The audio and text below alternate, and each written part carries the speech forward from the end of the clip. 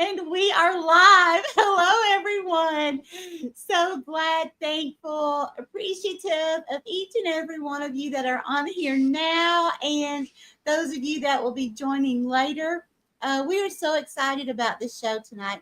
Of course, we have world renowned Miss Lynn Monèt with us tonight. She is just absolutely incredible. I cannot wait. For those of you that have not met her yet, she is absolutely astounding. Absolutely love her. Also, I have her books here that are absolutely incredible. And Lynn is going to be with me every first Sunday night from tonight here on out, unless I'll let you know otherwise. And this is going to be monthly. We are going to be discussing many topics on the paranormal. However, Lynn is a retired nurse, and she is also a death doula. And so she has lots of experience with the process of death and dying. So, we feel that it's extremely important that we discuss this because there really isn't a lot of information on this subject. Yes, we have information about the process prior to, but what happens during the process of when we are actually passing and going on into the spirit realm? Who retrieves us? Are we retrieved? There's so many questions that many of us have that medical and science cannot tell us. So that's where Lynn comes in. Beautiful, beautiful Lynn. So before I continue, Lynn, I would love for you to introduce yourself for those on here and that come on that have never seen you on any of your shows before or have never heard of you, to give a little bit of background about yourself. Okay.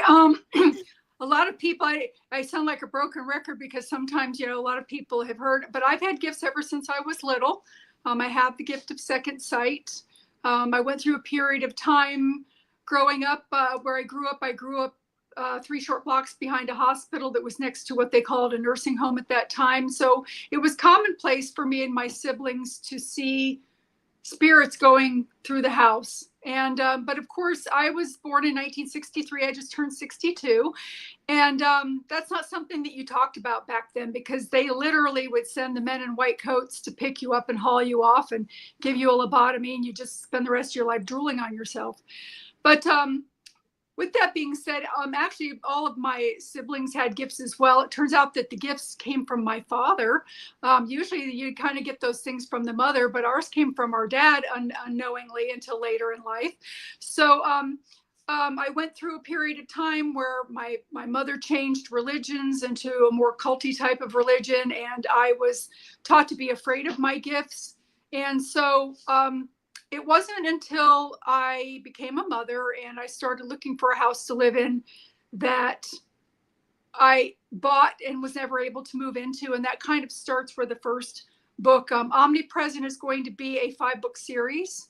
The 3rd book in the series was supposed to come out last Friday, but it looks like it's going to be headed more for a Tuesday or Wednesday release, just getting those last key pieces in there. So Omnipresent, when it's completed, is going to be a 5-book series. Omnipresent, What Happened Next.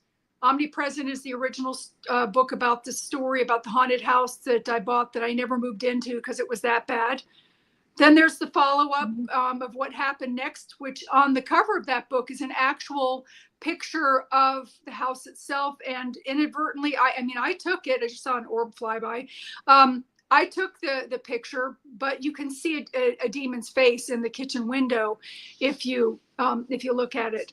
Also, the book that's coming out Tuesday or Wednesday is Becca Dawn Drive, which is another book in the Omnipresent series. That's another thriller about, this book has actually been sitting, waiting to come out for about 2.5 years. It's been in the making for almost 5 years. Is about a townhouse that I briefly had to move into while I was waiting for another place to move into that I ended up having to live for a year. And still being kind of new to being exposed to the paranormal world and that sort of thing. I wasn't as experienced and I had to learn new things, which if anybody says that they're an expert in a field, really we're constantly learning. And as you know, there's a dark side to the paranormal and a light side, which I think we're going more with the light side tonight. But I'm just kind of giving you a background. But anyway, it was about a row of townhouses that were connected, that there was a ghost that was going from townhouse to townhouse, crawling in bed with women, pulling down their underwear during the middle of the night, having sex with some. He was also groping males, so he was just an all-around pervert. I have a picture of that ghost. I think I sent that to you. Yes. And also there were, come to find out that the odor coming up from the floor was that there was dead cat carcasses underneath the building as well. So anyway, that book is supposed to be coming out any day. I am writing the 4th book in the Omnipresent series. It's going to be called Omnipresent Gnome Place Like Home, based on a piece of property that I just recently purchased that has fae and elementals on it in a good way. They're very friendly. I actually have my little Bob baby doll with me. This is my little Bob doll. And I got his little sister too. I'm going to be selling these in my store pretty soon here. I'm going to be doing a, her little crown just fell off. I'm going to be doing a retreat and Airbnb out there. She's got gorgeous little eyes with little eyelashes and freckles and everything. Does. Isn't she cute in her little slippers? Yes. So anyway, that's Bob and his sister, his little princess sister. So anyway, that story is about how I inherited the property. There are going to be 2 more books that come off of that. So a total of 3 off of that section, talking about how that all came to be. And then the book and some of the beautiful things that I've learned. I mean, elementals weren't my thing. I was the paranormal, dark and light kind of thing. And being a nurse for 40 years, of which I've recently retired, and 17 of that in end of life care, I saw a lot of beautiful things. And with my gift of second sight, I've been able to see some very beautiful things. And now with this elemental realm, some of the things that I've been learning that are just so mind blowing, I was actually asked by them to write these 3 books coming out, which will be Gnome Place Like Home. The second one is Omnipresent You Don't Know Me, where I'm talking about the crystalline cities and the bioluminescent beaches that the night fae live on, and how they prefer the night because the trees are too talkative during the daytime, and cute little things that they discuss. And even some things like if you expectorate on a seed before you plant it, a vegetable seed, that the seed has the ability energetically to check you out physically, and anything that you have a deficit in, when you plant it, it will grow it in that vegetable so that you can eat it. And I thought that was very interesting. Really? So, yes. So there are a lot of things that I'm learning from them that just would blow your mind. They are on the property in Louisiana. So I am doing an Airbnb and retreat. I'm going to be doing 3 retreats a year out there so that people can come out and feel them touch you literally. And I've actually had this verified by several paranormal people that are highly respected in our community that have seen him also. Bob follows me around quite a bit, including to engagements. He was with me at the Gettysburg bash last year, sitting in the chair at my booth, and his feet were going back and forth like windshield wipers, and he's people watching, and he's just happy, to be there. His favorite thing is beignets and Oreos. So, we do give him some treats that way. And then there will be a 5th book in the Omnipresent series also. Off of the beaten path, I wrote a book called The Gap, What Your Adolescent and Teen Needs to Know.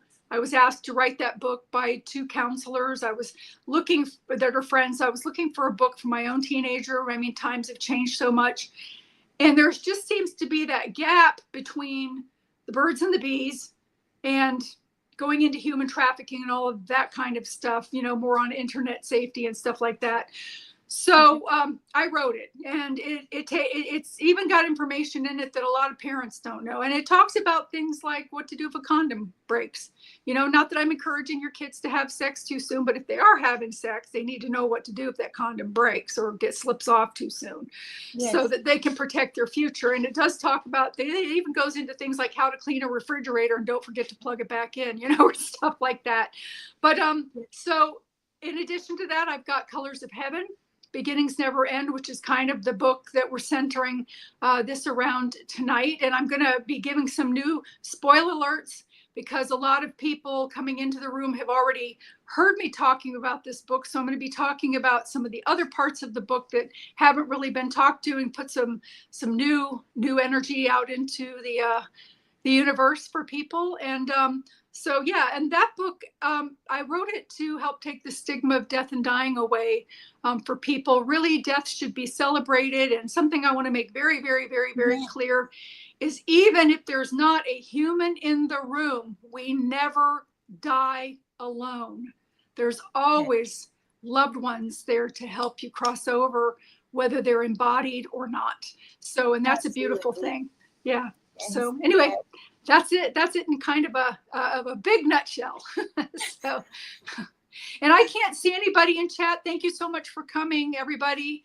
I want to give a yell out to Al Santariga, who helped put the show out for me, and I really, really appreciate that. He's definitely a great guy, and I know if Brian Bowden, there's a whole bunch of people that have, that I've sent out to. So if there's anybody that I missed, please let me know. Thank you very, very much as well for doing that. Michelle is the real deal, and I really would like to help her get her show on the road and out there. And I've got some things coming up too, which we'll talk about at the end, if that's okay. Some things that are coming up. Absolutely. We want to make sure everyone is aware of how they can contact you, and anything extra that you want to, let everyone know also at the end. Yes, absolutely. So, Lynn, well, before I begin, anyone that is in the chat, if you have any questions that you would like Lynn or I to answer about the death and dying process, we are both retired nurses. However, we are both in the, I should say, psychic category, empath, intuitive category. So we both do also connect and have seen, whether it has been on site in a center, hospital, or, personally in someone's home.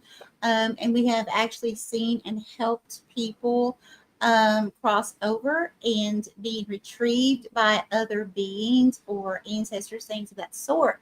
So the thing is, Lynn actually has the certification and the training, the hours she's put in for being a death doula. So she is much more knowledgeable on these ideas and experiences than I am. But we will try our best to answer any questions that you have, because it is scary. Before I had an NDE, I was terrified all of my life of death, scared so much. And it was once I had the NDE and came back to my body that I realized that we never die. That really death should not even be called the word death, because it's not even true. We continue. And, so I knew coming back, this was part of my purpose, is to help people release fear around passing away. So, Lynn, I guess let's see if we have any questions in the comments. Yeah, let's see. Hello, everyone coming on. So glad to have you guys. I missed you guys so much.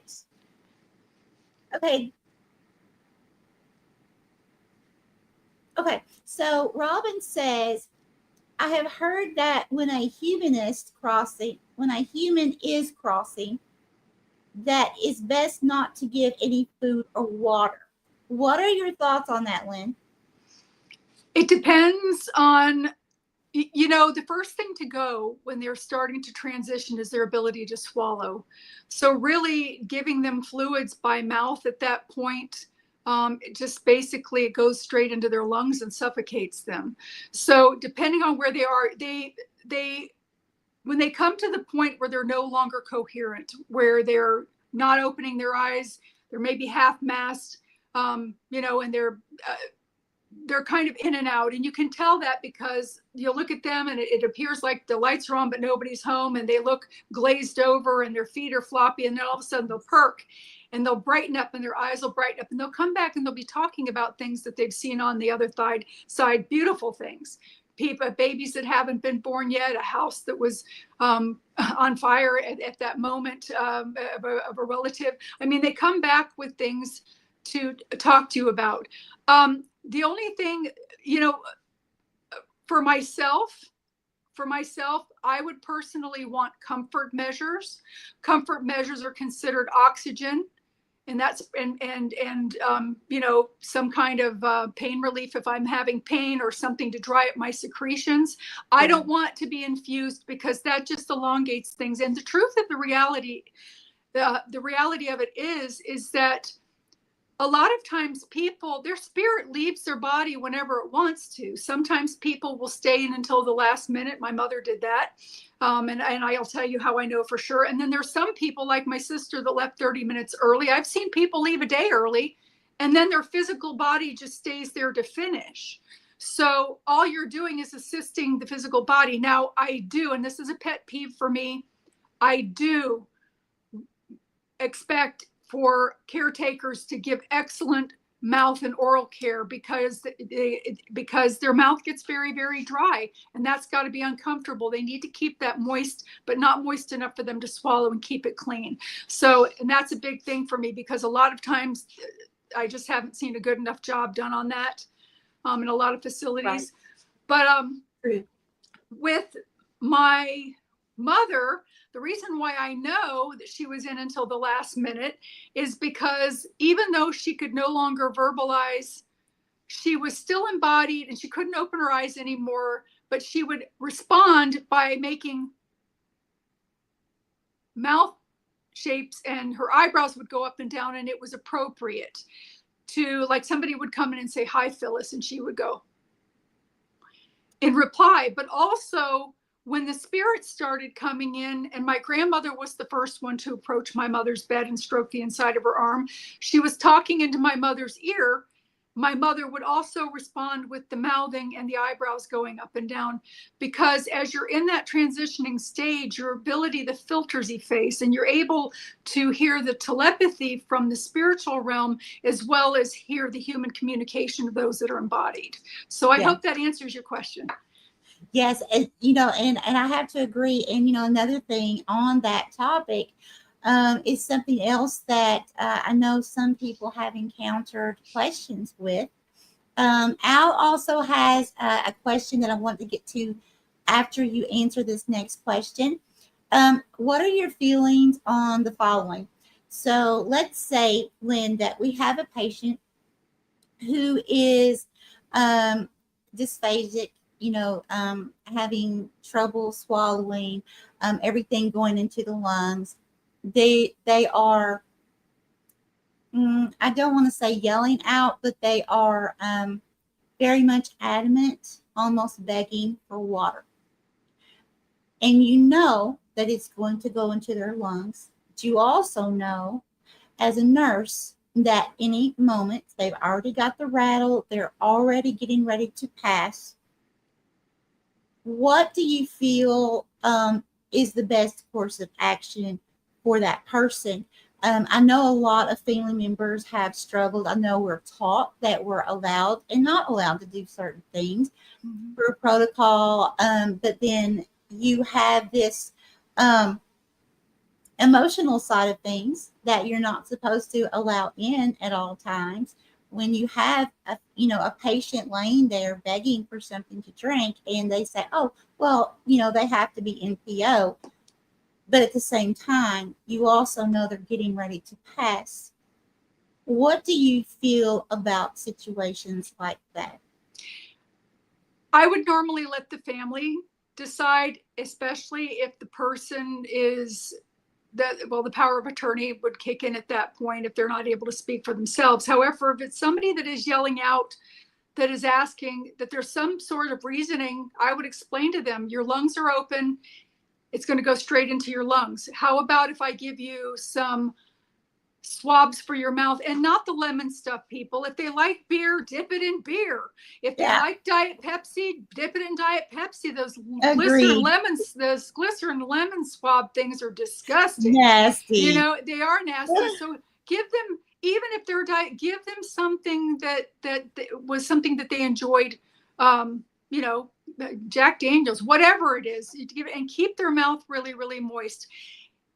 Most of them, if you explain it to them that it'll go straight into their lungs, and that's very uncomfortable trying to breathe, and that with the comfort measures it suggested that they don't at that point because they can't swallow, they're still alert and oriented enough to agree with you. However, if they're transitioning to that stage where they're no longer, like in the case of my mom, even though she was mouthing, I pulled everything. You know, I pulled everything with the exception of Tylenol suppositories, so that because she was dehydrated, and you could smell that it smells sweet and fruity like acetone smell to their breath when someone's dehydrated.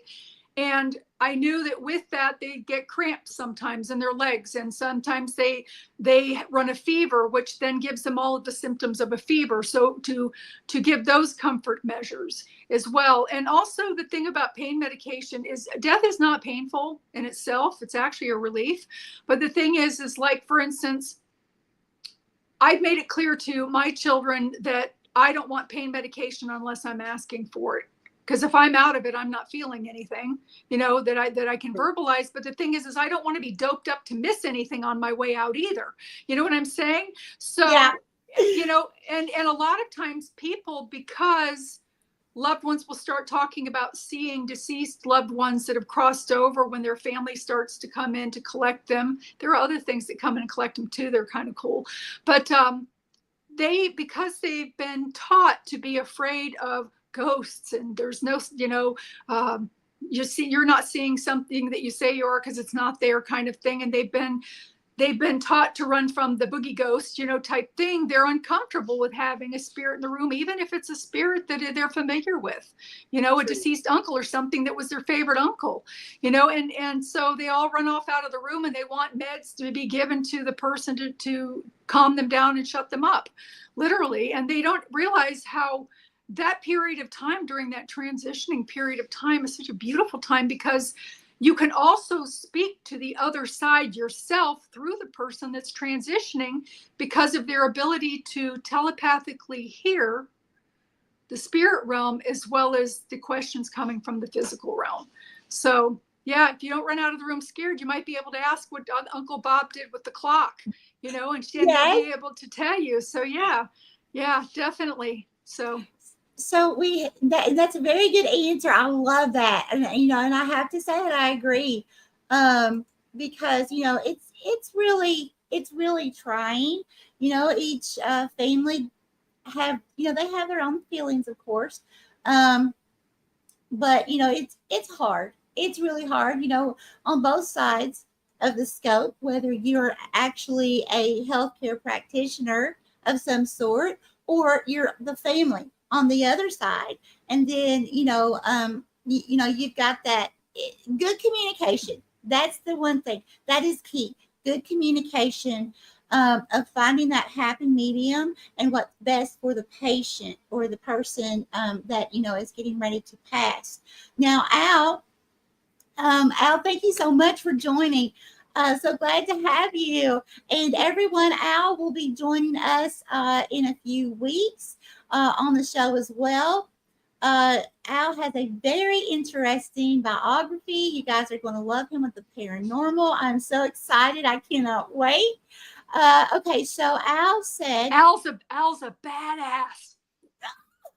He's a badass. Oh, yeah. Al. With a big heart. Yeah, definitely. So love it. So, question, Lynn. Have you ever seen a soul leaving the body, and what does that look like? Oh my gosh, I've seen hundreds souls leave their body. And it happens in different ways. I've seen, like in the case of my mother, for instance, because she chose to stay in the last minute, and as the filters were, there was a ectoplasmic wall that kind of came in and that was effacing on one end, and I could start to see the relatives that I recognized come in. There were some people there that I didn't recognize, but my mother knew when she crossed over. In her particular case, they gathered at the head of her bed, kind of like in a football huddle. And when they opened up like a flower, she was standing in the middle so they could kind of stabilize her spiritual feet. And then they would come up to her. I have also seen people leave and they go in almost a tornado spin upwards a little bit to meet with theirs. I've seen people literally get up and walk off, usually more of an elevated state, like about 3 feet off of the ground. They're more in an elevated state. They kind of walk off.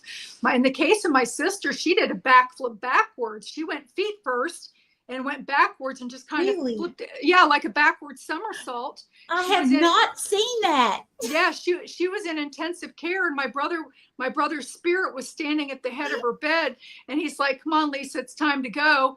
And a tear started to come down her face because she was still embodied, but her body just wasn't moving or operating anymore. Her body was done. So all of a sudden I see her go whoop, and she flipped backwards and went backwards and met up with my brother, and then went and met up with the rest of my family. My family, I have a half sister and a half brother from my father's first marriage that I love very much and consider my whole sister. I don't even usually, mention that part, but my immediate family of my father, sister, brother, mother, there, and my 2 sisters are all gone. I'm the last one left out of that cookie batch. So I've had to deal with all of their deaths. And, but yes, I've seen and I saw another one that was just so beautiful. The family was very, very in touch with the spirit realm. They were very spiritual people, actually 2 different ones.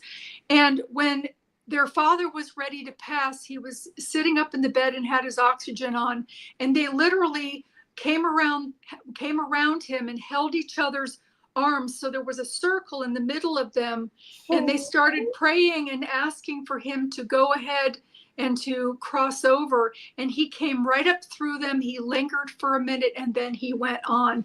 And that was amazing to see the family helping energize him to go to do what he needed to do. And then there was another situation where there was a lady that her daughter, she made it very clear that her belief system, because I asked, well, do you want a priest or a minister or anybody to come in and say last rites? And she's like, no.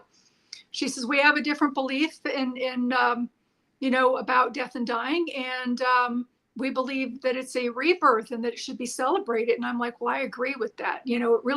Death should not be grieved.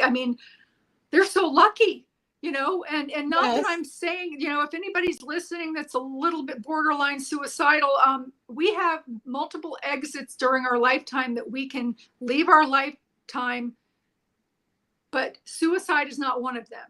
No, it is never. Whoop, did my earring fall off? No, my earbud fell out. I said, suicide, you don't go to hell, people. Let's just first of all get that clear. Suicide is considered a sudden death, and sudden deaths are handled in a different way. There's 3 types of death. There's the natural kind that most of us have. There's sudden death, and there's a near-death experience where you come back. And suicide is considered a sudden death. And a lot of times, do you want me to talk about that a little bit? Yes, go ahead. Mm-hmm. Okay. First of all, suicide is never an option. It is highly, highly frowned upon, partially because you've made contracts to have others also learn from you and to bank off of you, like children that are supposed to come in that then don't get to come in or have to come in a different way. So it shifts things. It affects for generations. It not only creates a rippling effect of vacuum on the earth when someone does that, it creates that vacuum upward as well. So when they do end up crossing over, and this is the same with people of sudden death, a lot of times they're a little disoriented at first because they can see their body there, but then they start bargaining right away. 99% of the time, people that have tried to attempt suicide, that have managed to live and come back, have said their instant feeling in that moment was regret. And they realized that it was too late to do anything about it.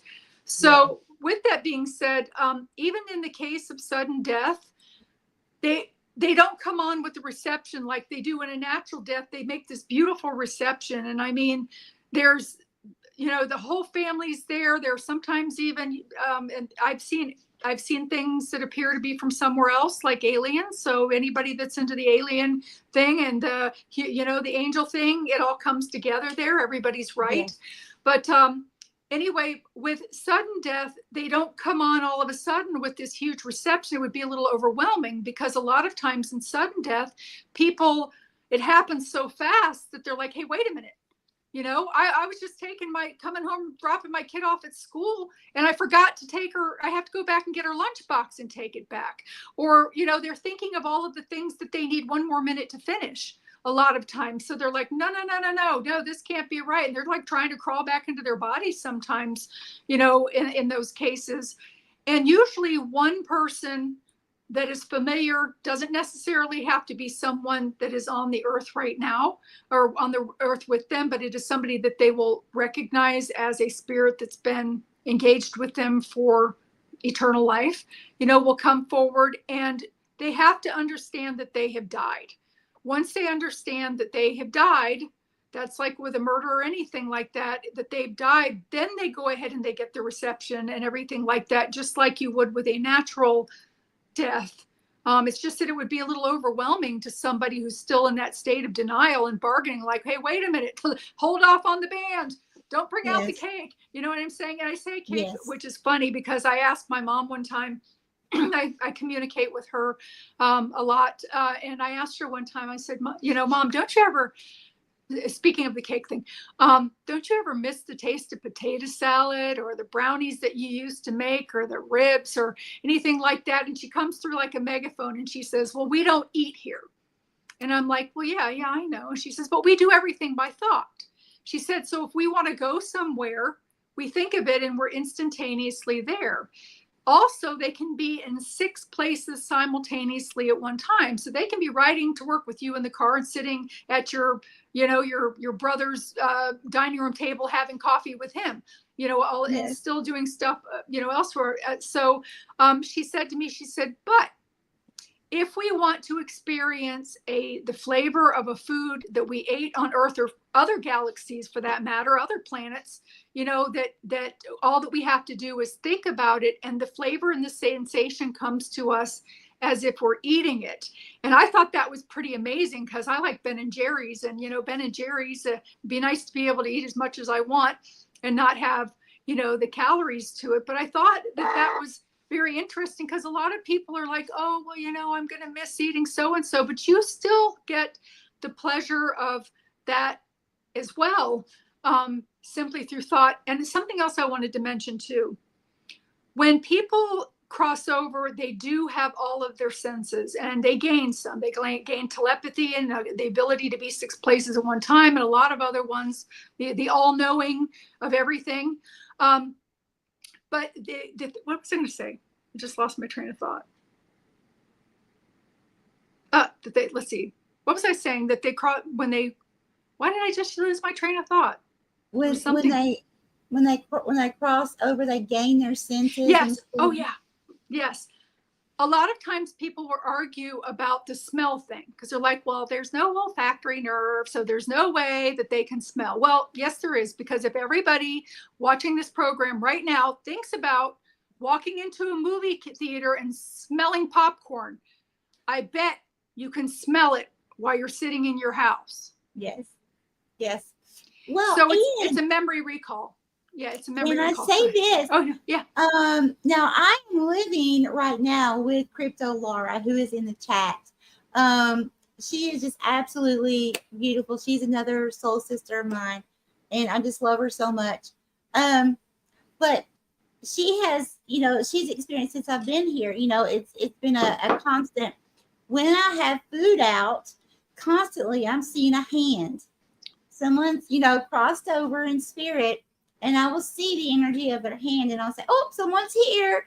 And, she can verify, it happens a lot. So I absolutely do believe that they do have sense of smell.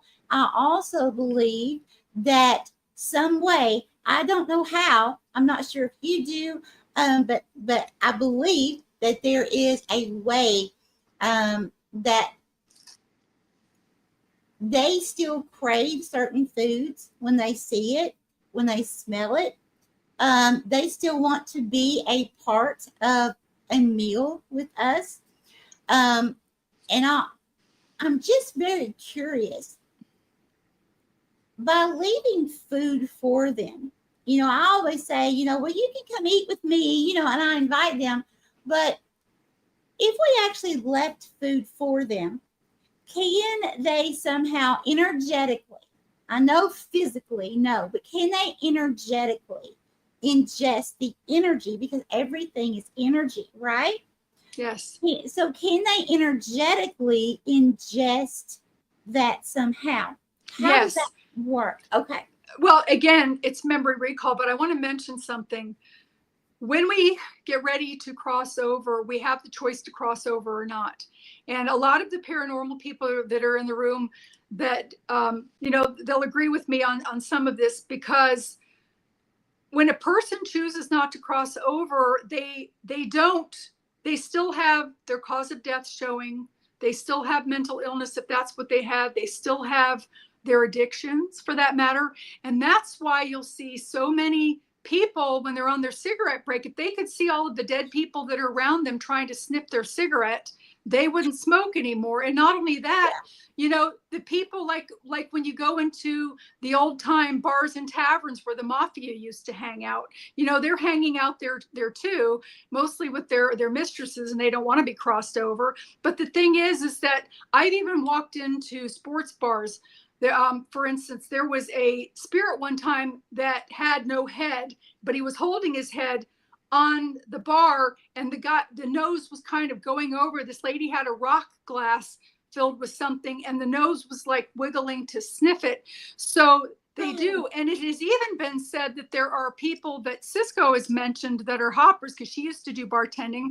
So, and it's in her book about how some of them will sometimes even press into a person to have that experience as well. These are souls that have not crossed over, people, because the other ones that have crossed over, they don't have the addictive, issues anymore, where you'll notice a physical person's demeanor actually change. Somebody that comes in regularly asking for a vodka and tonic, and now all of a sudden they want wild turkey, and their demeanor changes, is what Cisco had talked about. So there's that too.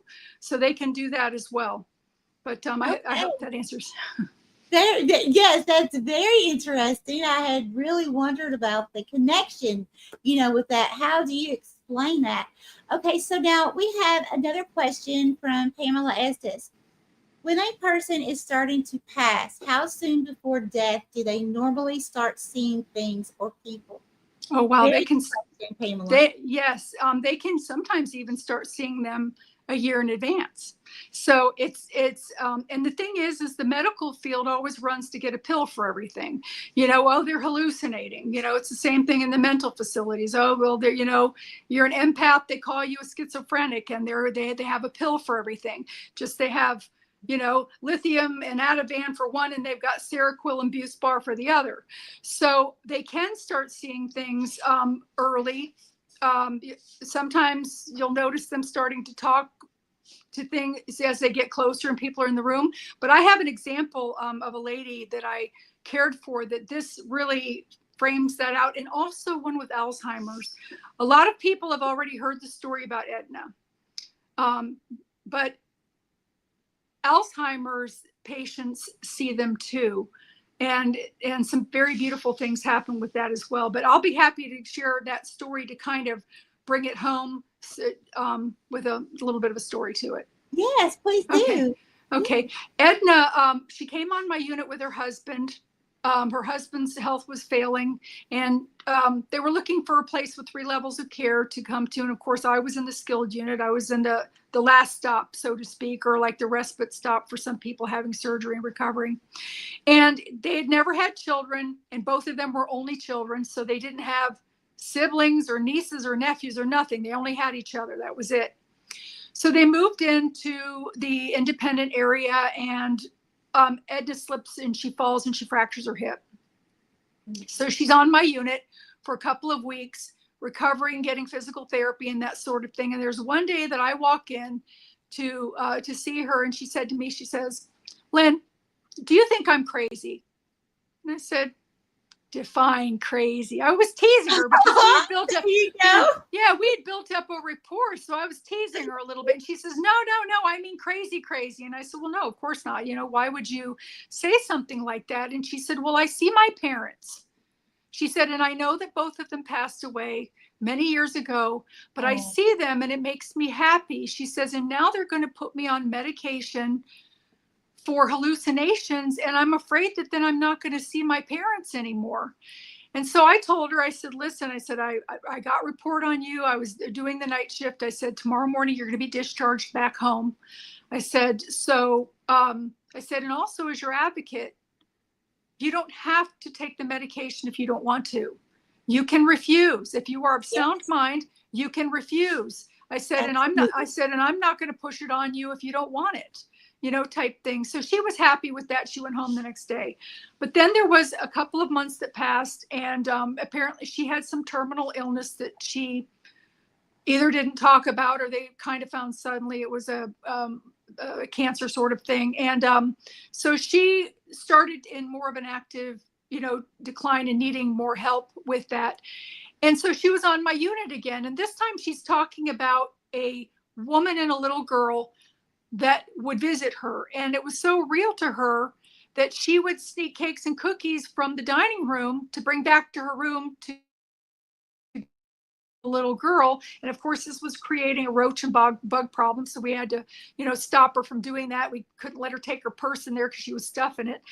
So anyway, there was one day in particular that, and they're like, oh, she's hallucinating. And she was still talking about seeing her parents too. So there was one day that I volunteered to work a day shift for a friend of mine who needed the day off. And after all of the residents, after lunchtime, they were back in their rooms. It was now time to do treatment. So I'm taking the treatment cart down the hallway to do dressings. And I passed by Abigail's room on this side, and I see out of my peripheral vision, Abigail is sitting in a recliner next to a big picture window with an air conditioner, like anybody that's not from the United States here tonight, because I know some people are from out of the country, those air conditioners like the American hotels have that are underneath the big windows. And she's leaning forward with a piece of yellow butterscotch wrapped candy. And anybody else that would have walked by it would have looked like she was trying to feed the air conditioner the butterscotch candy, but she was trying to hand it to this beautiful little girl standing in front of her, little girl with hair, long, straight black hair, bangs. She had on the little light blue dress with a pinafore, little Mary Jane shoes. She was very cute, looked to be about 5 years old. And there was a woman standing behind her, again, with that long, straight hair. It was parted down the middle, no bangs. She had on a denim skirt down to her ankles and a white peasant top on.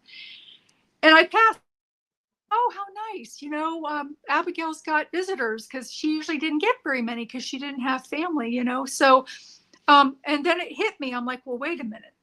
I've been at the nurse's station all this time, and I don't remember those people signing in at the nurse's station. And legally, you have to have a head count in the building. So if there's some kind of an emergency, they know how many souls they need to get out, how many, people they need to get out. So I had only gone a couple of feet forward, and I stopped and I backed up and I knocked on her door frame, and she invited me in. And of course I enter the room and there's nobody there.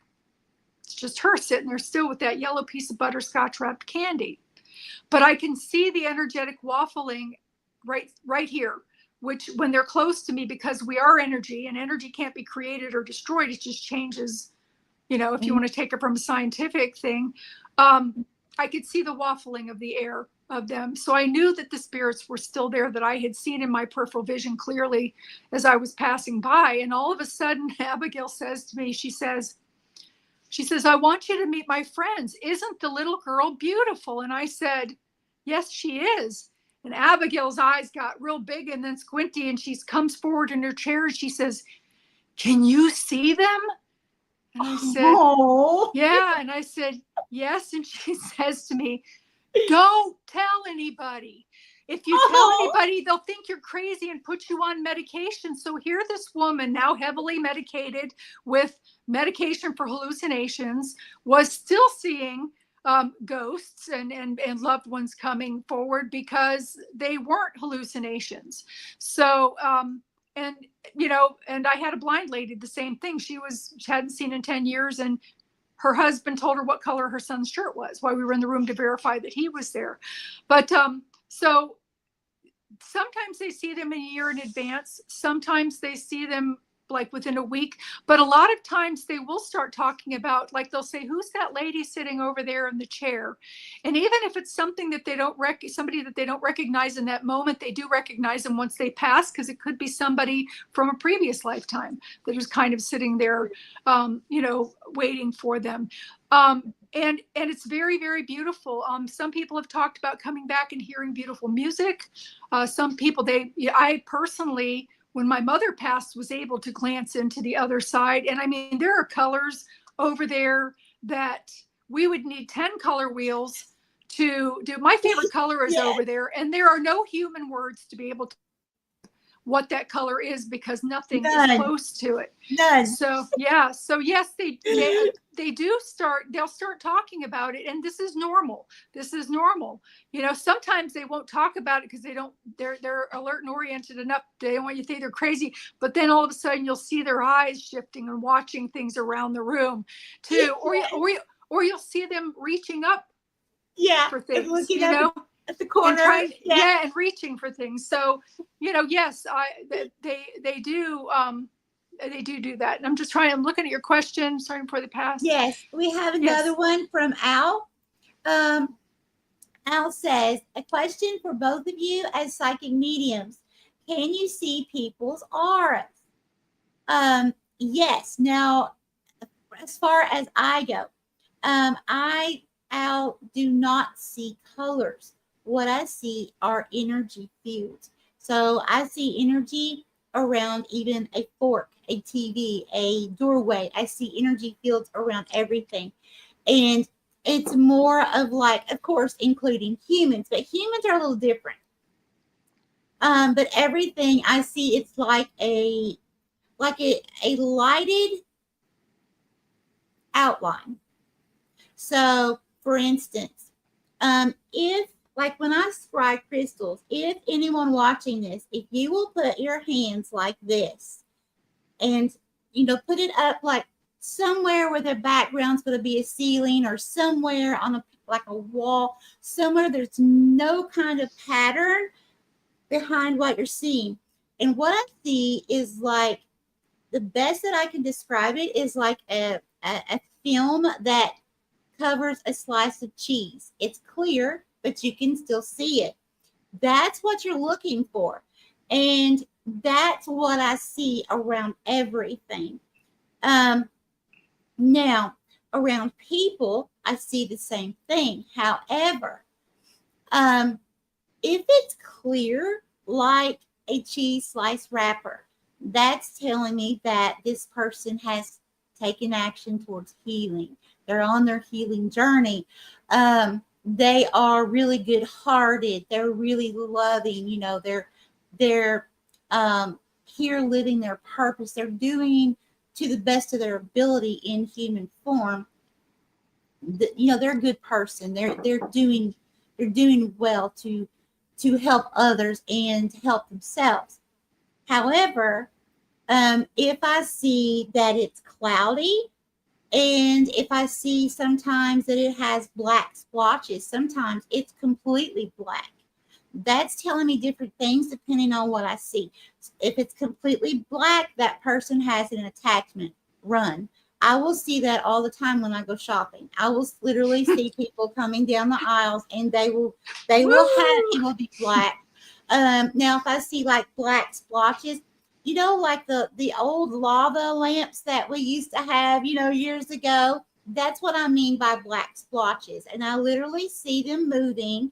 They're not just sitting there. I mean, I see these things moving, you know. When I see that, that is telling me different things. One of those things, depending on if the rest of their aura, their energetic field that I'm seeing is clear, or if it's milky, it can mean that that person needs to take action towards healing, that there is some type of negative entity type attachment attempting to attach to them because of the emotional state that they're in. Okay, so basically, what I'm seeing is their emotional state, kind of like oppression. And we all know in the paranormal, when someone is oppressed, look out. That's not good. We don't need to go there, right? And so, you know, it all depends. But that's how I see auras. I would totally love to see the colors, but I've never seen colors. Lynn, what about you? You know, I only on occasion I'll see like a little bit of pink or something coming from someone's heart when they're talking to a loved one. I also see them similar. I like your analogy about the skin on the cheese or skin on an egg in between the shell, that membrane. Sometimes I see them thicker out. Like for instance, Michelle's aura could, I mean, if she lived blocks away from me, I would feel her as soon as she was on my street. So because hers is that huge. But the thing is that sometimes they're so big that I can't see them that way. There are other ones, the closer that they are to the body, like Michelle also said, a lot of times, you know, they could be depressed or sick or open to an attachment. And the thing is too, is I see the attachments in the art field, and I am with you, man, sometimes, because they look like spiders. They look like reptilian things with tails that coil on the hip. And sometimes instead of the tail, they'll have a human butt, or crabs. And sometimes those little willowy tentacles on those spiders will kind of come out from behind somebody. And I'm like, woo, Yes. you know, it's Octopus. Yes. Yeah. And I agree. You know, I'm so glad with that 6 foot separation that's the one good thing about COVID, because, you know, you stand back 6 feet from somebody that's got an attachment, because they can put little zingers on you, you know, and then you go home and all of a sudden you're feeling crappy and argumentative. But I don't really I only intermittently do I see the colors, but I love the way that you described it that way. And when people are getting ready to pass, sometimes their spirit too will hover just a little bit above, and it has this beautiful glow about it also. And their field actually gets much brighter when they're getting ready to transition into death before the body, before the spirit actually leaves the body. But it's a beautiful thing. And yeah, you know, when they get to that point and the loved ones are coming into the room, there's such a feeling of joy and elation. There are no human words that can describe that feeling. There's no feeling that can touch it. There's, you know, it just is what it is. And it's such a beautiful thing to be able to be a part of when somebody passes, for that part of it.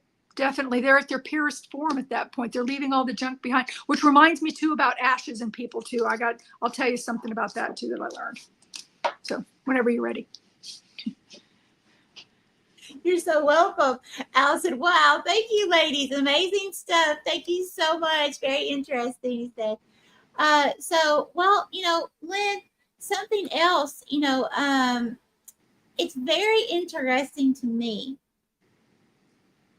as someone is in the process of passing and they are doing that reaching out, and you know, and they'll sometimes they'll say, oh, do you see Aunt so and so over there? Or they'll just talk, you know.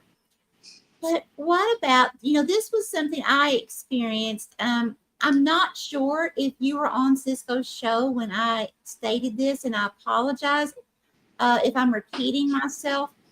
But when I was caring for my dad, my stepmother and I both experienced, there were multiple times. Now, keep in mind, complete dementia, full blown by this point. And he would keep arguing with us every day because, you know, my dad was an arguer. I mean, he was just straight up, when he was in his right mind, hateful. Oh my goodness. But he started changing into such like the opposite person, you know, as normally we see in healthcare, as dementia sets in. Now, with him, though, he would still argue and he would say, you need to get groceries. I saw what was in the refrigerator, you know, da da da da. And bless my stepmother's heart, you know, she would laugh and you know, she would say, now, Tim, honey, I know, because he couldn't walk, right? And she said, I know you have not looked in the refrigerator, you know, and all this. And, and I got really tickled. And I said, Baba, hang on just a minute. I said, you know, I have seen Dad several times. You know, he would be traveling when he would be sleeping. And he would be standing there smoking his cigarette, looking at me, smiling, you know. And I said, Mama, ask Dad what is in the freezer. Then let's go look and see. So she did that, and he told us exactly what was in the freezer. So we went in there, we looked. It was exactly as he said, exactly how he said it was placed in the freezer. Now, there's no way he could have known that because it had been several months, 5, 6, maybe even 7 months since he had last even seen the inside of the freezer. We were buying different food because we were no longer buying, you know, mainly the food for him. It was for Mama and I because he was on a certain diet. So things had changed. There's no way he could have known. What are your thoughts about people traveling before passing?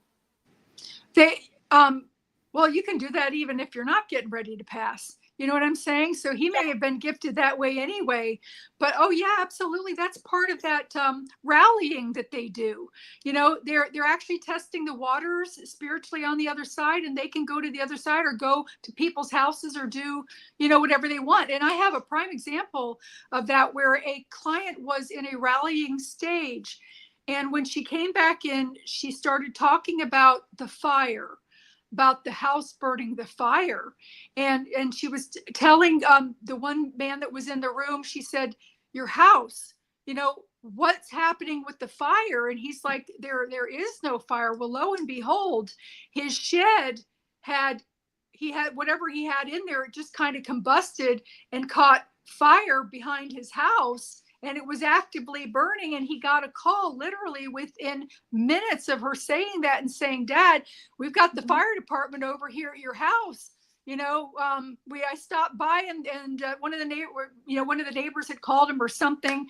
The son for some reason was at the dad's house and calling him and telling him that in fact it was on fire. And this relative had seen, it was a lady, this relative had seen the fire because she was traveling, because they do, you know, because they can be at 6 places at one time. And even people in NDEs can sometimes do this as well.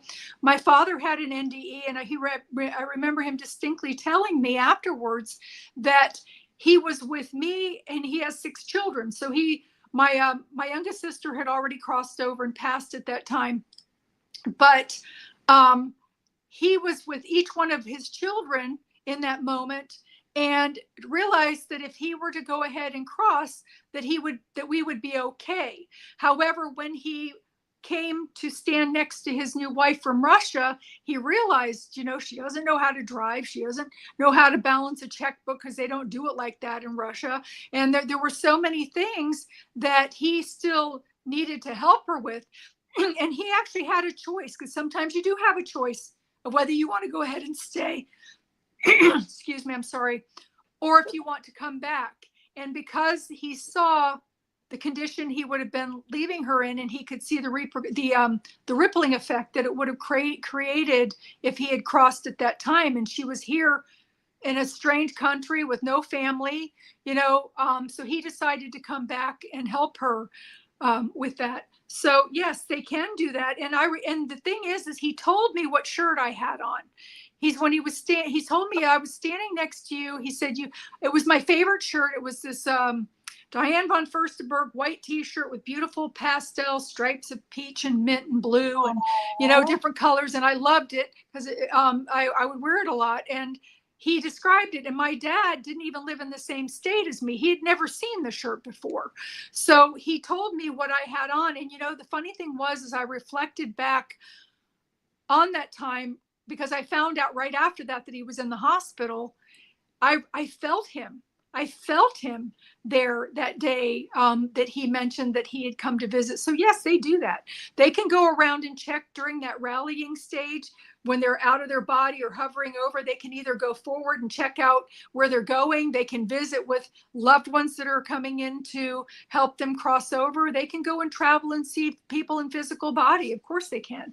I've even heard a patient one time saying, oh, wow, the Alps are beautiful. Well, here we are in South Carolina, or North Carolina. At that point, that's where I was working. And she's like, oh, the Alps are beautiful. I've always wanted to go there and they're just gorgeous. Well, she went to the Alps spiritually and got to see the Alps. So, That's awesome. So, yeah. So, they can do that. Well, it does make sense because, we do travel. I travel. But I realize I'm traveling, and I was just, someone that has dementia, and when they're traveling, it really makes me wonder, are they more so, because it's not like I lay there at night and say, oh, I want to go to another planet. I could, but I don't, usually because I'm a workaholic. So usually by the time I lay down, I'm gone. Right. Mm-hmm. And so, but it's like, I can't help but wonder, when someone has dementia, is it easier for them to travel because their mind is already a lot of times in another place already? Either somewhere where they were when they were a child, or at least somewhere prior in their adult life, if they're an adult. But what are your thoughts on that? Is it easier per se for someone who has dementia to travel, or is it the same concept? The way that I see people with dementia and Alzheimer's is that their spirit is half in and half out anyway, which is why there's that disconnect. Their soul is perfectly intact. There's nothing wrong with their soul. It's just the way that they're positioned in their body so that they're half in and half out. So they are kind of in two different dimensions, which is why, and also people, that opens up a whole another subject, which would probably be another show, talking about how we have six paralleling lives going on at one time. And even sometimes you bleed into one or the other, or even in your dream state, you're like, man, I was this fighter pilot and I was shooting down these things and it was so real. Well, maybe you dipped in, and there is a rippling effect between the lifetimes. It's kind of like when our soul comes to earth, it's like a pool table with all of the balls in one of those triangles. And when we come down, when the white ball hits them, they all just go, psh. That's kind of like what we do into 6 different directions. So, and one life does go into the other. My son recently told me, he says, Mom, he said, I'm pretty sure that I died in one of my other lives. He said, I can just feel it. So, of course, there's no way to know for sure. And I don't know if we look the same, if we've been all of those places. I'm assuming that we could be male or female, but, you do have those paralleling lives. And the thing about dementia is they have lucid moments where they engage fully back into the body. I have a lady that had Alzheimer's that had not spoken a word in 3 years. And I remember her because I'd been there for 10 years working at this place. And I remember her when years before that she used to come around with the little trolley with the books from the library and the Oh. magazines. And she was a volunteer. She'd go room to room giving them to people. And she was such a delight. My heart. Yeah. And then she started to decline rapidly because of her Alzheimer's. And she would tool around now in a wheelchair, even though she could walk, but she would just tool around with her feet. And I had a patient that was actively passing down a hallway, first door on the right, the lady was actively passing. I go into the nurse's station. I'm going to get my charts. You can tell this was a while ago because I had paper charts instead of all the electronic things. So it was old school. And I overhear, I see Shirley, she's tooling along in her wheelchair. She kind of stops in front of the nurse's station. She's looking at something down in the direction of that hallway. And all of a sudden I hear somebody screaming out, "Take me home, please, please take me home." And I come out of the nurse's station to see who's hollering, and I don't see anybody. I figure maybe a CNA or another nurse has, addressed the issue because it stopped, and there's Shirley sitting in front of the nurse's station, just sitting there. So I turn around and I start to walk back into my area to check my orders off before I start my med pass. And all of a sudden I hear again, "Take me home, please, please take me home." And I walk out and it's Shirley calling out. And I had not heard her voice in 3 years. And I walked over to her and I patted her arm and I said, "Miss Shirley," I said, "who are you talking to that you want to take you home?" And she pointed in the direction down the hallway where that woman was actively passing. And she says, "Look at the angels. Aren't they beautiful?" And of course, I looked down, I could see them too. And in addition to the angels, other family members were bulging through the wall into the hallway. There were so many that had come. It was like bleachers almost of this woman's family that was coming in to collect them. And this woman with Alzheimer's could see them. She recognized them as what they were. And she also passed herself about 3 months later. But she had that lucid moment where she was fully embodied at that moment and recognized the angels and knew that she wanted to go home. She didn't want to be here, anymore in the state that she was in, type thing. So I hope that kind of answers, what you, goes into play with what you were talking about too. So if you're out of it, you're out of it. I guess you wouldn't know whether it's easier or not, but they when they are out of it, they are between the dimensions anyway. So Yes. Yeah, I would imagine so. I would imagine that it's harder for them to dumb down and come back in their body to talk to us than it would be to just go, I have to agree. Yeah. But they do come back in. And a lot of times it might be the last, all of a sudden they'll come in to talk to you about a few things. And then like the one lady was mentioning her ex-father-in-law, and then they're gone. I mean, I've heard them talking about babies that haven't been born on 2 different occasions, and just some beautiful things that way as well that they tell, when they come back. Mm-hmm. Thank you, Lynn. So Robin says, my astrologist told me about the 6 lives going on at once. And I said, well, that explains why I'm so tired. Right, Robin. I love you, sister. That is true. That is true. Well, maybe it's because you're relaxing in your other lives, and this one hasn't really been fun for anybody, but we all volunteered to be here for this. So yeah, we picked our parents and we volunteered to be here for this for good reason, because all of us are enlightened and we're getting ready to shift and bring the new vibrational earth in, for that matter. So that the Fae and elementals are having fun talking about as well. So yeah. Oh my gosh, elementals. Yep. Oh my gosh, they are so real. They're real for sure. I know they're real because I literally have had experiences of, now I know we say fairies, but all I can say is it was not a moth. It was an entity that was about that big with huge wings that was at my ear and allowing its wings to hit. And I heard the flutter for a very long time. It was so beautiful. And it still happens from time to time, especially when I'm working with plants. Kid you not. If I buy new plants and I start, because I'm a plant person too. I love my plants. I love my vines, whatever. I love, love, love plants. And so when I have them, I don't have any of my own. This is Cisco's plant over here. I just moved here. I don't have any of my own at the moment. But when I have my own plants, I baby them. I said Cisco. I'm sorry, not Cisco. Crypto Laura. But it's like, I really put everything I have into my plants because they provide so much life and energy into my space, right? And oxygen. Yes, and I just absolutely love them. And there's something about when I bring them home and I care for them, doesn't matter if I have them inside or outdoors.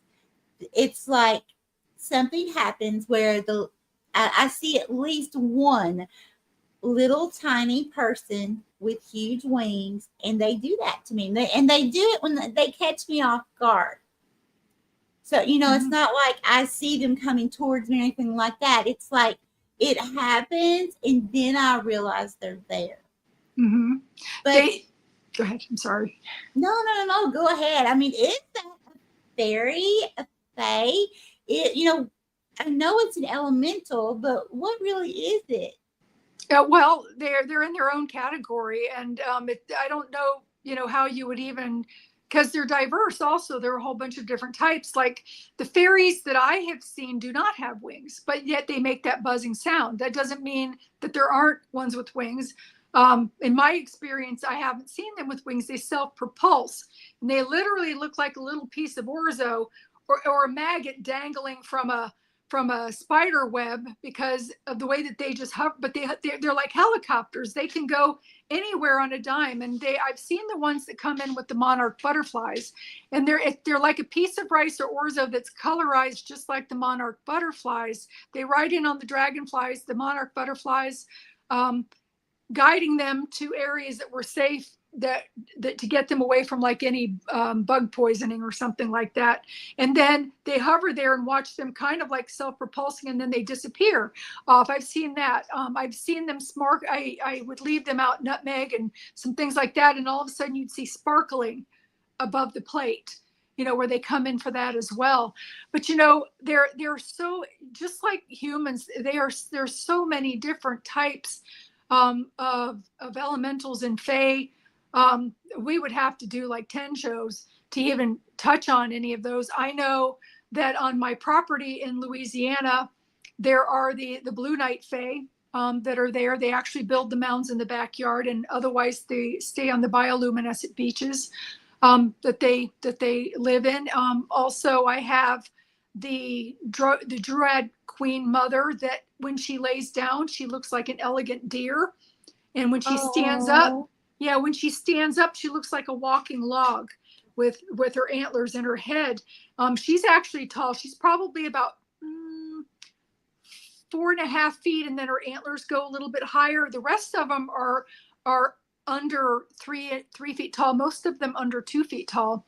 That are there on the property, and they work with the energy, and they do beautiful quilt type things with crystals that they placed in the yard in certain ways that are all vortexes and portals for things to come and go, spirit animals, different things like that as well. And they can be stinkers. They can be stinkers. They love shiny things. They will hide things on you.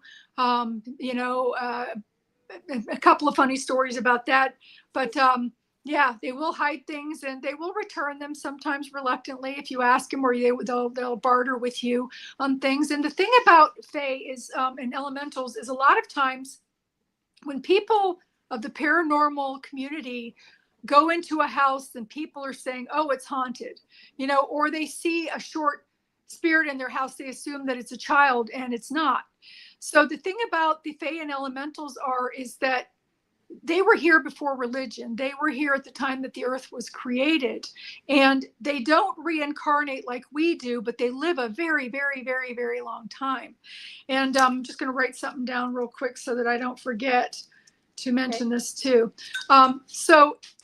Anyway, and that just made me forget my thought. But the thing about them is that for one thing too, Christianity has demonetized them so badly that they make people afraid of them. And the truth of the reality is if you've engaged with them in any way, they like to.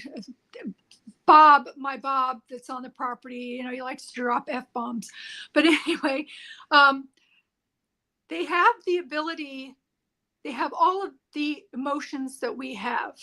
They have the ability to laugh. They have the ability to be angry, to cry, to grieve loss, to feel joy. And if they were demons, they wouldn't be able to feel love or joy. There's no way, because those components those feelings are repellent to the darker things. They can't stand to be in the room with it. As a matter of fact, if you're in a room and you feel a negative spirit and you start telling how, talking about love and singing a love song or laughing or anything, I mean, they will dart out of the room faster than anything. But the thing about when people come in paranormal to clear a house, and then for some reason, they get that call, it's not gone. Well, it's because it might not be a ghost. It might be an elemental, and the religious things that we use sometimes going in with crosses and holy water and sage and all of those sorts of things that people go in with don't work with them. So you either have a choice that you leave if you've pissed them off enough, because they will tie knots in your hair while you sleep. They will stand next to the bed and shake it. They'll try to scare you. I've had them tie my hair in knots multiple times when they were mad at me. They'll put attachments on you. They'll wrap you in prickly ethereal vines that'll make your legs and wherever they put them itch really, really bad. Oh my God. Yeah, they can do that. They can do that if they're stinkers. But there's a flip side to that too. If you go in, as you should anyway, with anything, with some respect and understand that you may not only be in somebody else's home, but the ground that the home is built on may also belong to someone else. And picking up rocks and things like that, you need to be careful, because that rock might belong to somebody and be a precious thing, like Bob and his rock, which is a whole story into the book that I'm currently writing about the rock. And and how it was his precious. And when the rock my sister inadvertently picked up a rock in the yard and put it into her house unknowingly, and he kept coming into the house and he kept popping her because she took his rock. And really, I mean, if you think about it, if somebody kidnapped your child because that's how he felt about that rock, then you would want them dead or wanted to zing them too. You know what I'm saying? You'd be doing mean things to them as well. So that all worked out well once we returned the rock, and we got to find out about the rock. And he made me, and it was this ugly, nondescript rock, literally about as big as my hand opened, and it was in a heart shape, and it was the color of his skin actually. And he told us, Bob absolutely loves stories. So, and he would say that the rock would tell him stories of long ago, and that also that it was a piece of Mother Earth when it was first created, and that there are only 5 pieces all over the world, of which he claims that he has brought to that property, and he has them hidden away.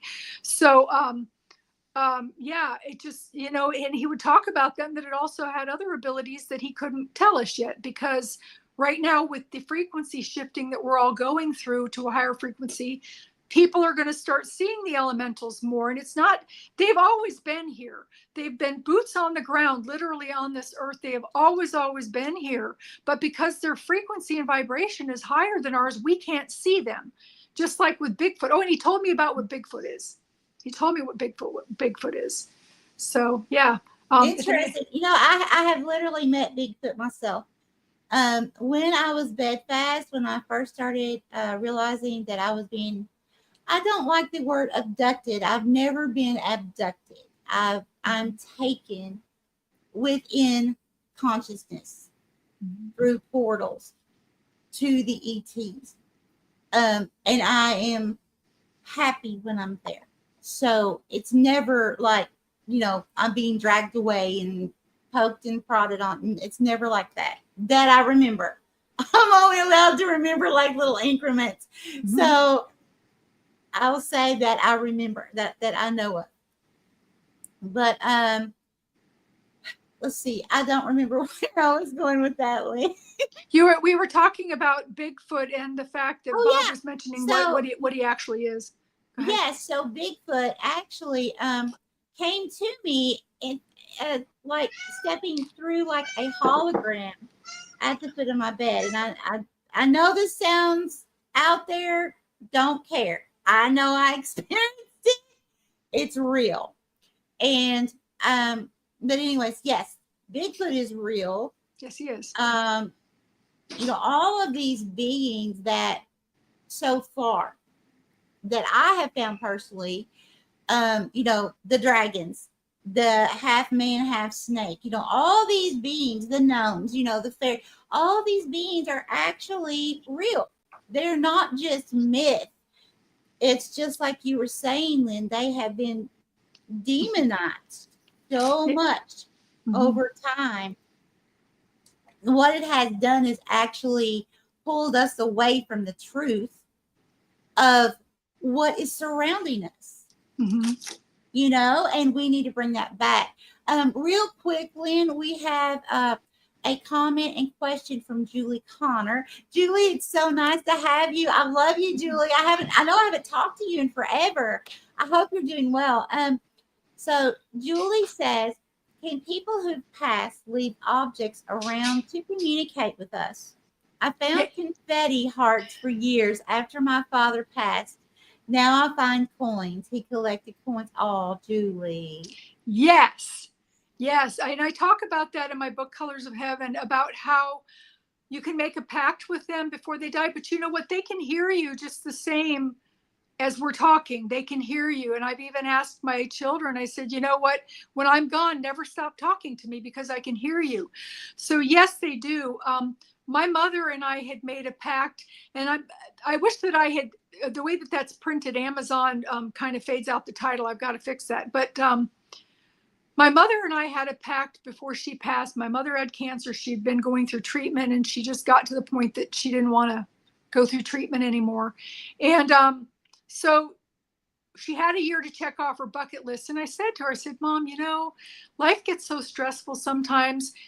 We need to figure out a way that when you come to visit me, that I know that you're there, without a doubt, something physical. So I asked her to leave. My mother had long hair like mine, but it was this white and pearlescent, beautiful hair. And I asked her, I said, well, why don't you leave me one of your hairs? Lo and behold, when she passed, I went to take a relaxing bath with bubbles. And when I walk in the bathroom, lengthwise on the top of those bubbles is one of my mother's long hairs just placed on top. Even at Thanksgiving, there was one of her hairs. And I have moved multiple times. I have a different car. And I've got a story about that with a class that I'm going to tell too. I found one of her hairs on the seat of my dining room table chair to let us know that she was there. There was one thing, for instance, also, I had gone back to school to further my education as a nurse, and I had stopped at the college bookstore to pick up a book that I needed for a class that day.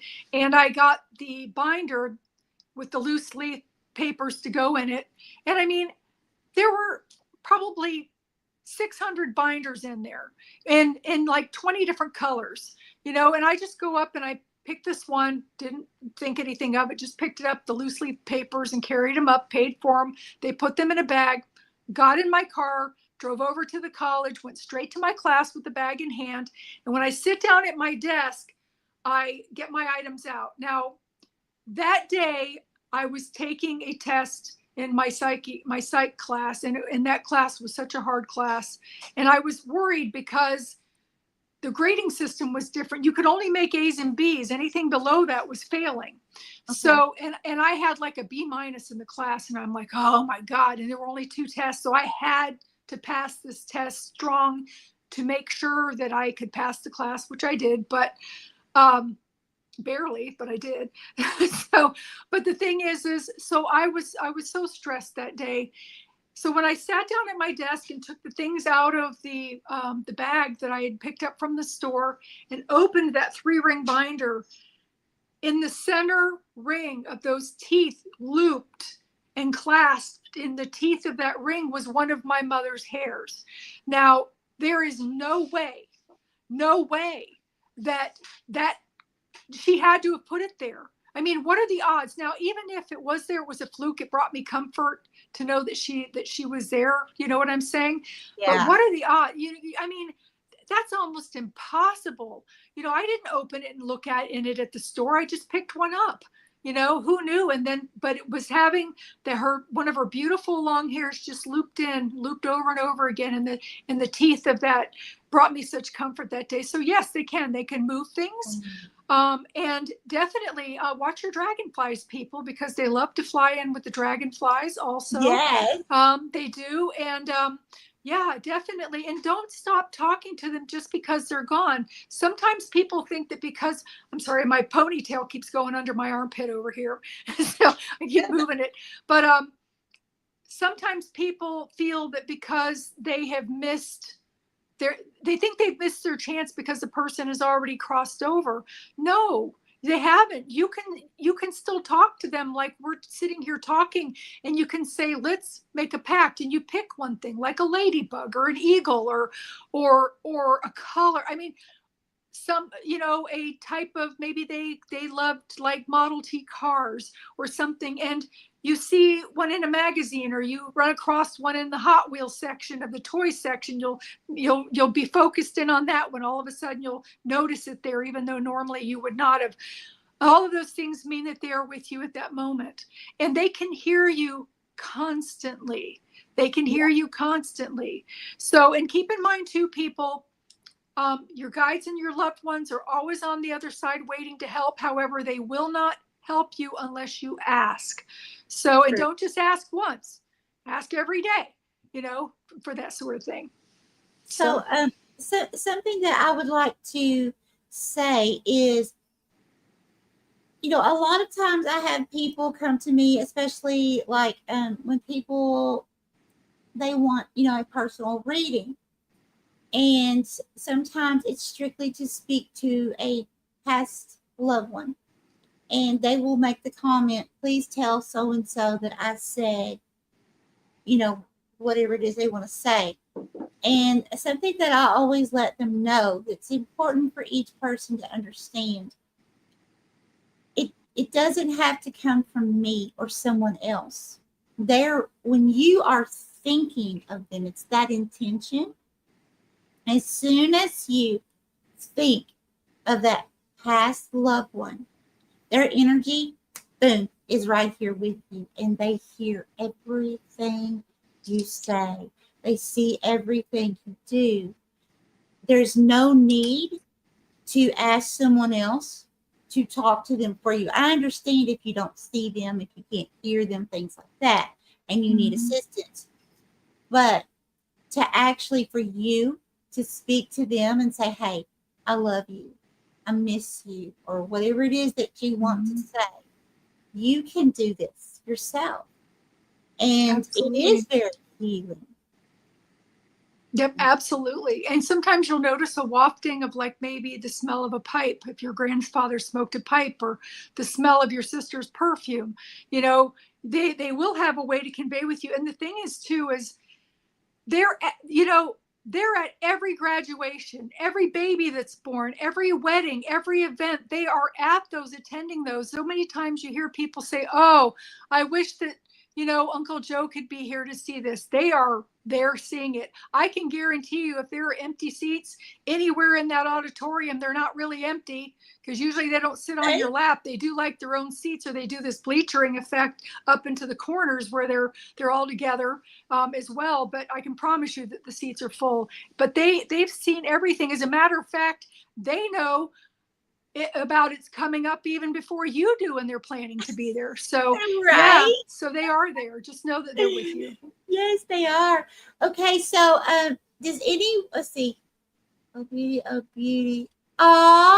William F. Metz Lynn says, "Oh beauty, Lynn Monèt." Oh, That's my man.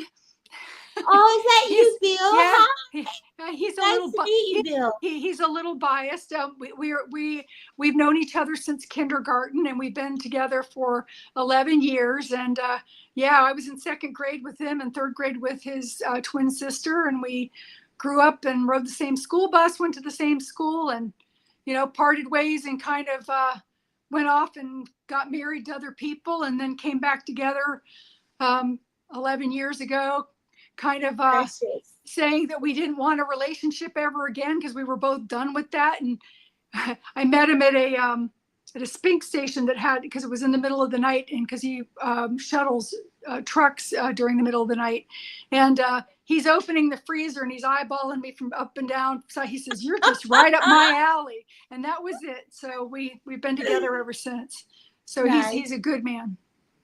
Very, very good. Yes, yes. I have heard wonderful things about you, Bill. So very nice to meet you. Does anyone else have any comments or questions about passing or loved ones passing away before we close? Let's see. Wow, Lynn really looked out. Pretty girl. Oh, she is gorgeous. Oh, thank you. And then Julie said, "Thank you. I talk to them all the time." Yes, that is wonderful. Oh, thank you, Julie. Julie said, "Love you too, Michelle." You know I love you, Julie. You know I do. All right. Well, it doesn't look like we have any more questions. May I mention something important that I wanted to mention, if that's okay? Talking about ashes. Something that I did not realize until my sister passed away.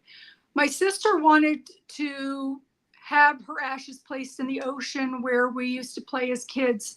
So when Bill and I went to Florida, which we do every year, we went down to Florida, we went to the beach, and I had her ashes wrapped in a towel and I'm holding them close. There was something about the ashes because they were, when you drop the meat suit, all of the sickness and the negative emotions and the life stress and the anger or jealousies that you've had at someone or the sadness that you've had stays imprinted in that meat suit. So when it is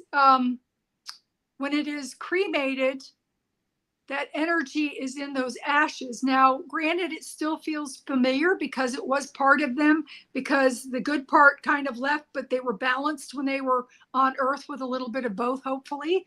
But I could feel the negativity so strong in those ashes, carrying it close to me, that I told Bill, I said, we need to go back. I can't stand to carry these close to me. And I'm mentioning this because so many people like to wear pendants carrying their loved one's ashes close to them, especially their heart chakra, and they don't realize that they're carrying the leftovers.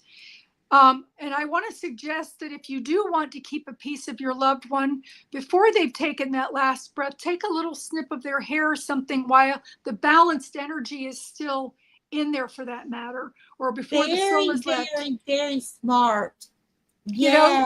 That way you have the balance, because even though the ashes have a familiarity about them because it was part of them, for that matter, you might want to consider that. I ended up having to put her ashes in a pail, and I carried her down to the water. I went in waist deep and I submerged her into the water so it wouldn't blow around, and she circled around me and went out to the ocean. But and that worked out because I could carry the bucket away from me. But I was very, very surprised by that, because I could feel the burning in my teeth of the negative energy. It was almost like a vacuum pulling it towards what I was holding with her. So I just wanted to make mention of that. People may not be aware that may not be, you can do what you want, but yeah, you're carrying the leftovers, not the good stuff. So that's anyway. Very good to know. I had never thought of that. So, that's That's amazing. I'm glad to know this myself. Yeah. Yeah. So, okay. Well, Lynn, do you have anything else that you want to share tonight before we go? I do. I'm currently streaming on Gaia on Beyond Belief with George Norrie. Please go in and see it. And if you decide to get a membership, do it underneath my show, please, so that I can get credit for that. I also just did a segment on Good Morning Augusta with I just see somebody popping up here. Okay.